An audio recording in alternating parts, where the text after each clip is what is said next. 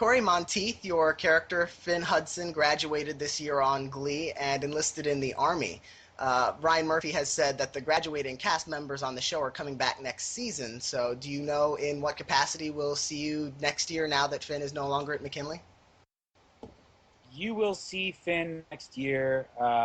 He will return from the Army. I can't tell you in what capacity, but you will see him in season 4. Do you foresee any military-themed musical numbers for Finn upon his return? Biloxi Blues. There should be. I really can't. I can only guess.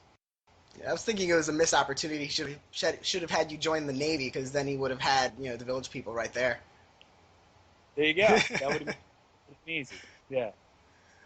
You play a teenager on the show, though you yourself are no longer a teenager. What was it like going back in time, in a sense, and playing a high schooler on Glee?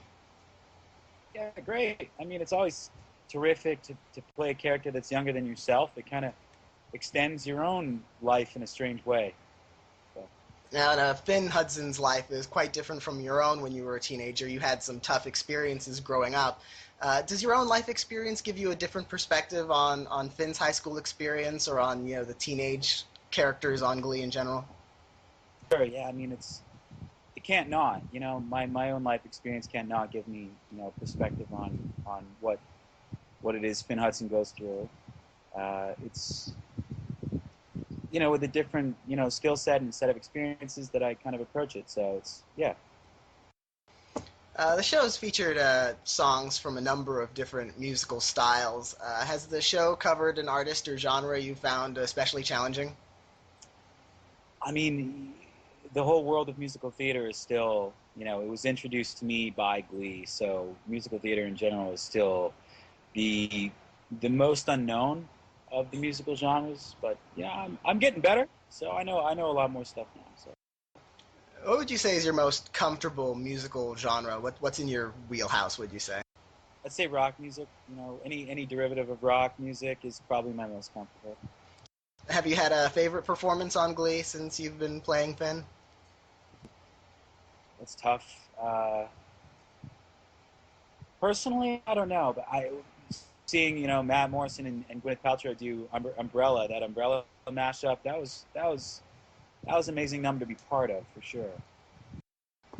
Is there any particular artist or song that you haven't performed yet on the show that you'd love to cover in the future? I feel like whenever I answer that question, and it's a way of guaranteeing not being able to cover that artist in the future. I feel like it's so much better served when I kind of let it be a surprise. You know what I mean? Mm-hmm.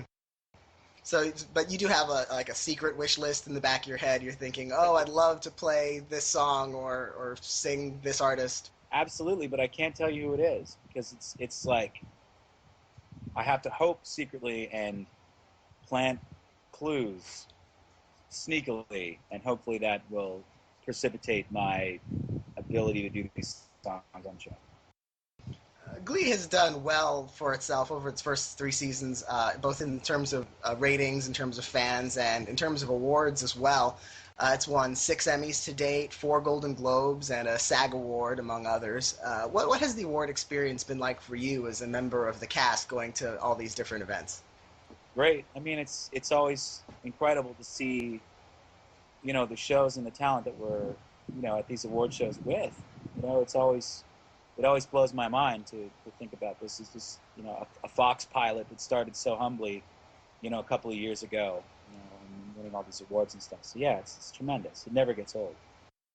Have you had a highlight moment at any award ceremony that, like a particular award that the show has won, or a moment as a member of the cast or in attendance at the awards that you've enjoyed?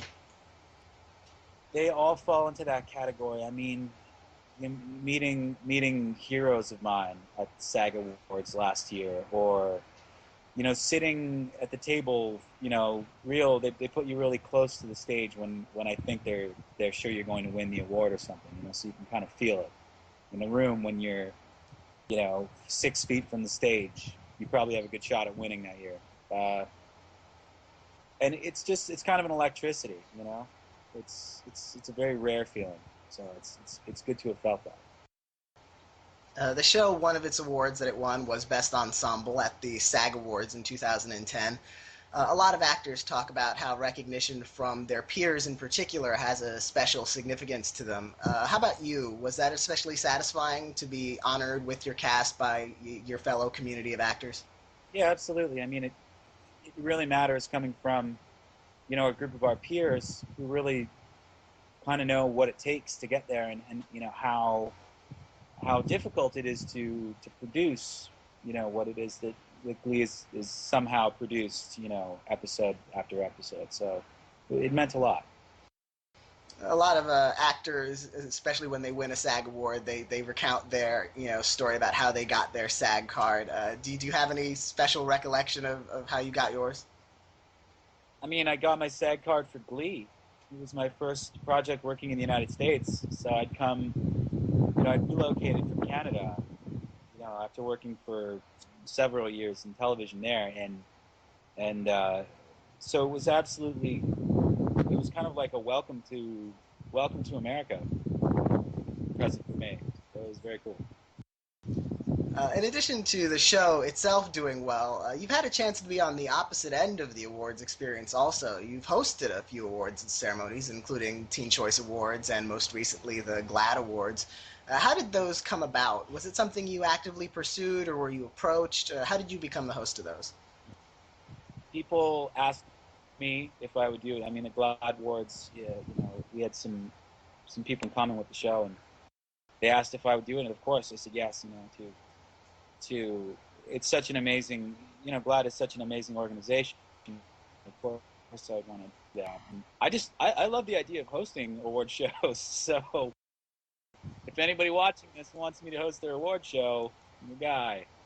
I don't know. It was a lot of fun. Those awards, the Teen Choice Awards and the GLAAD Awards, are so vastly different in terms of what they honor and in terms of their tone. Was it difficult adapting to each, or was that something you enjoyed? I enjoyed the process of it all. I mean, it was the Teen Choice Awards was very technical, and there was a lot of moving parts, and it was there was a lot of the rehearsals and stuff like that. The GLAAD Awards were much more organic, just kind of hit the ground running and just kind of hit the mark and stand and deliver. But they're both exciting and amazing experiences for different reasons. So both of them really fun. What's it like behind the scenes when you're hosting one of those award ceremonies? Is there a lot of preparation? Is there a lot of rehearsal? Yeah, it varies. It varies. I hosted the Canadian Emmys, which is the Gemini Awards in Toronto last year and the year before, and that was back and forth with writers, and like an opening monologue. And there was like a sizzle reel before the show started, and like that was like a few weeks of work. And the GLAAD Awards, I showed up 2 hours before it started. So I mean, there's a large varying degree of how much work is involved with those things. GLAAD, of course, is a gay advocacy group, and you also filmed a video for Straight But Not Narrow in support of LGBT rights. Have you always been passionate about that cause, or has your experience on Glee made you more aware of it in recent years? Being aligned with Glee has absolutely made me more aware of it, and it's kind of it's one of the defining challenges. At this point in our kind of human evolution, it was. I think it was human rights in general, 50 years ago, and this is the equivalent human rights struggle, for our generation. And I think that we're going to look back 50 years from now and be shocked that this is what we were having to deal with, and having to convince people, it's wrong to bigot against people of varying sexualities. I think if we remind ourselves 50 years from now, that's what we're campaigning and fighting for. I think our kids are going to be really confused by us, So maybe you like to play football, maybe you like to sing and dance, maybe you like both, maybe you don't like either. It doesn't matter. Doesn't matter. Just be yourself. Just be you. Because that's good enough for me. We're guys talking to guys about guys who like guys. Now this year, you're on the Emmy ballot again for supporting actor in a comedy series. Acting nominees at the Emmys submit a sample episode to judges. So if you yourself happen to be nominated, do you have a highlight episode from the last season you'd like to submit that you think you had your strongest work in? Wow, from season 3, Mm-hmm. I thought the finale was really great work. In terms of just everybody in that episode really came together, and I felt gave it a lot. Lee and I were both really excited about that particular episode, and as well as Brad Falchuk, who directed it. So, and I felt it was a great episode for Chris Colfer. That would probably be my selection. But there's so much stuff that is very near and dear to me. So. But we're gonna sit here and we're just gonna let go. Okay, and let the universe do its thing. And if we're meant to be together, then we're gonna be together. Whether it's in a little shoebox apartment in New York or on the other side of the world. Okay? You do that with me? We surrender. That was a very ensemble-driven episode. What has it been like working with that cast, in the musical performances and in the, written scenes? How's that dynamic, that chemistry between the group? It's organic. Nobody is pretending it's something it's not. It's absolutely, the product of taking, 14 or however many kids and throwing them into this life-changing experience and, having the show come out. And it changed everybody's lives, and we're still very much a part of each other's lives, regardless of storyline.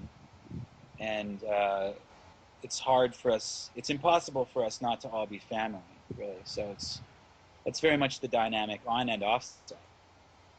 Was it a very emotional experience filming the season finale? Because even though you're coming back next season, the characters graduated, the relationships might change. Was it very emotional on set? Yeah, everybody was crying. Everybody was losing control. I got a little misty. That's about it. But it's bittersweet because you never know on a television show who's going to be a central part of the storyline and who's not, and who's who's the show's going to focus on. I mean, we're all kind of hoping to come back and excited for season 4, but who knows, right? So it was bittersweet for sure. Mm-hmm. Do you know when season 4 is going to start filming again? I think we start in late July, beginning of August is when we start shooting again. And I know you can't reveal anything about the plot, but have any of the scripts started rolling in? Nothing. I haven't seen it yet. Nope. So it's going to be as much of a surprise to you as it might be to viewers. Yes. Well, thank you very much for your time. I wish you the best of luck in the new season of Glee and at the Emmys and future awards as well. Maybe you'll be hosting them more in the future. That would be awesome. Have a great day. Thank you so much. Bye. Thank you.